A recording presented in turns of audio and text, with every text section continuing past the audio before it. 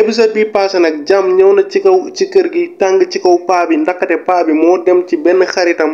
wax ak moom xarit bi nee na ko man dama soxla nag pour béy sama tool yi paa bi ne ko amul benn problème boo ñëwee sama kër ma jox la nag moo tax it jàmm bu mu demee xool nag yi gis na am na lu manqué moo tax it mu ñëwaat di laaj yaayam ndax sàcc dafay dugg paa bi ne ko sàcc dugg fi maa ko sàcc maa ko jël maye ko.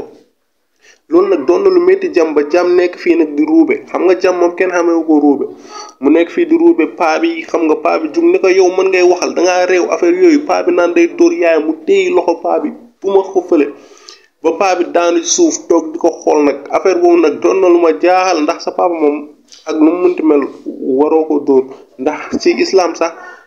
santaane nañ sa papa mën na jël loxoom dugal ko ci sa poos jël ci lu mu soxla. te du ci am bàkkaar mais yow mi doom bi yaa amul droit jël ci sa papa dara te